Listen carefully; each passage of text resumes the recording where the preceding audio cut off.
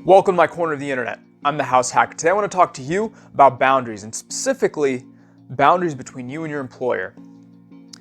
Any relationship, and employment is a type of relationship, needs to have boundaries in order to set a framework for how the relationship can remain healthy. And in an employment relationship, especially in right-to-work states, the key is to look at your relationship with your employer as a mutually beneficial relationship. Both parties, you and the employer, are benefiting. And as soon as one party is no longer benefiting, that's when you need to break it off. And so your employer has actually no problem doing this. Your employer will lay you off or fire you if the relationship is no longer beneficial for them. And the same should go for you. If you find that your relationship with your employer is no longer beneficial to you, or is not meeting the beneficial expectations that you have, then you need to attempt to correct it. And if it's not correctable, then you need to move on. But I have 5 different boundaries that I think you should establish with your employer. Now, this doesn't mean go and sit down with your employer and have a discussion on these topics, but you should ensure that those boundaries aren't crossed. And a lot of those are pretty unspoken and they should be respected, but some people want to overstep, and you've got to hold your ground on them. So let's dive right into this. The king of toxicity in an employment relationship: unpaid work. Here's the problem. You got a lot of these companies that want to pretend like they're a charity. It's not a charity. You're not donating your hours. You're there to work. They're there to provide money. It's that simple. They don't have the money, then you don't have the work. It's really that simple. Any company that's telling you that, oh yeah, well, this specific responsibility that you have needs to be done on your own time, negative. If you require it for my job, if it's part of my responsibilities, then you will be paying for it. If they don't want to pay for it, then you move on. Next, let's move on to employment monitoring software. Like any relationship you might have had in the past where you have a very controlling partner, employment monitoring software is the same deal. It is about employers that want to control and micromanage your workspace. And that tends to be extraordinarily toxic in my opinion. And I strongly advise people against working for employers that want to do this, especially employers that insist on you having a webcam that they can turn on anytime they want without you even knowing. That is inappropriate and unethical on several levels. So if you see an employer doing that, run for the hills. I would, quite frankly, if I was working for a company and they were telling me that while I work from home, they're changing their policies and now they can turn on my webcam anytime they want, that company's not even getting a notice. Their notice is, I'm leaving in about a minute. Good luck. The idea that a company can get away with doing that, I don't understand why people tolerate that. That is a big, big no-no. All right, moving on to boundary 3. Disrespect.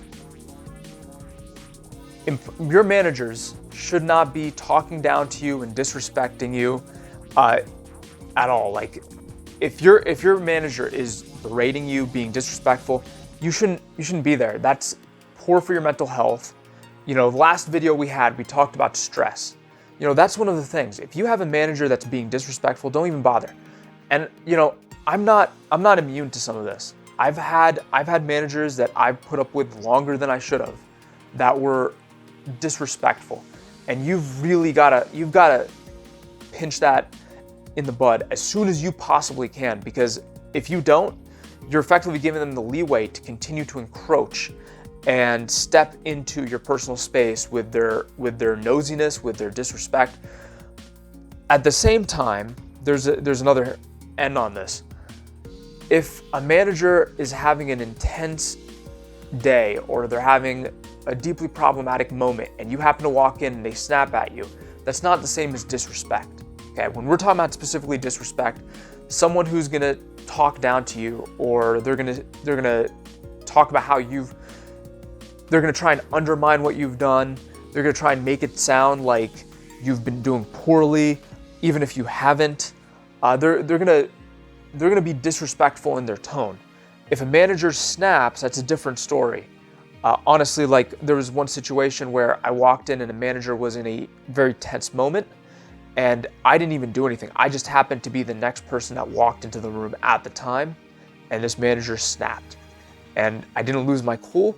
And in about 30 minutes, they came out and they apologized profusely for what they did because they realized that it wasn't really appropriate. And it happens. Sometimes in a high stress work environment, people snap, and that's okay. Well, it's not okay, but it shouldn't be something that we lose our minds over. This isn't a boundary violation, so long as it doesn't become a norm. That's where the issue is. We don't want it to become a norm. Then our fourth boundary is making the company top priority. Some companies, they don't care if you're missing the birth of your child. They don't care if you're missing the funeral of your spouse. Oh, you're gonna show up. Or, oh, how long are you gonna be gone for? You know, some of those companies, well, that's an acceptable question to ask, but some of those companies, it's when you ask it, it's how you ask it that's inappropriate. At the end of the day, we work to live, not live to work. Our purpose in life is not to work and to enrich the companies. Our purpose in life is to enrich our lives and to find satisfaction. So any company that tries to make itself the purpose of life, that is a major red flag. This isn't one of the things that you should be careful about, like trying to be confrontational with managers on some of these. If a company wants to behave a certain way, sometimes the best solution is just to move on, because if they're encroaching on some of these boundaries, they're shameless in their boundary violations and likely will not care if you bring it up. So the best solution is often just find an opportunity outside of that company. And our fifth boundary really ties into the fourth one quite a bit. It's companies that seek exclusivity of your time. These are companies that will make you sign things like non-compete agreements, which are immoral on several levels. And some companies will insist that you can't have a side hustle. Again, unethical and immoral. Those companies don't even for the non-competes, don't sign a non-compete. But for companies that ban side hustles, just tell them you don't have a side hustle. And make sure that you don't let them know that you have a side hustle. And whenever you have an excuse, talk about a doctor's appointment or a family emergency. If you need to take time off to handle a side hustle. Because for them to say that you can't have a side hustle is outside of the scope of what is acceptable for them to ask, and it is beyond inappropriate for them to limit it for you in any way. So for you to flat out lie about that, I think is totally within the realm of acceptable. Personally, I have a plethora of options, so I don't bother hiding my side hustles. And in fact, I did have a company that I interviewed with a couple months ago, which did tell me that they did not accept people who had side hustles. And I flat out told them about my side hustles, and they still hired me. So I might be an exception in this. So don't take my example on that. But if you have as much options as me, then you can most definitely say that you have a side hustle. But honestly, you don't need to. If a company asks, you could flat out lie. I think that it's totally ethical and moral to lie about that, because they have no right to ask. They have no right to know. Absolutely none. I mean, that's like asking you questions about, like, oh yeah, like what position do you sleep in at night? Like, an employer has no right. Like, that has nothing to do with my performance in the job. You are there for 8 hours a day, 40 hours a week. All right, that's not the entire week. They want to pay you for the entire week, then they can pay you for the entire week, and then they can say no side hustles. But if they're not paying for your time, then you can do whatever the hell you want with that time. One thing that I've seen some of these companies do is they talk about, like, the military. So the military will actually violate a lot of the boundaries that I talked about. The military will expect to become your first priority. The military will have a contract for you, making it kind of an exclusivity agreement for a certain period of time. The military will make it very difficult to have side hustles, nearly impossible in some cases. And finally, the military will make you work hours because they consider your salary to include whatever hours they need you to work. But here's what the military does that justifies why they can get away with doing this and why no employer has the right to do this. Let's say some issue happens in your marriage. Things get a little rocky. You turn to alcohol. Your life goes downhill. You somehow slack at work. You're not performing at the level that you're performing. What does your employer do? Well, they fire you. What does the military do? Well, they have a program. They're going to sit down. If you gain too much weight, they'll send you to a program to help you lose weight. If your physical fitness has laxed, they'll send you a program to improve that. Oh, you're an alcoholic now? Well, they're going to send you to a program like that. Their military is going to try persistently to try and help you get back on your feet. They won't abandon you. That's why the military can get away with asking absolutely ridiculous things. They can violate boundaries because they are compensating you in ways that the military does treat you like a family. That's really that's the difference. Companies say that you're family, and they don't actually treat you like family. The military will actually take care of you. The military will act as your single source of everything.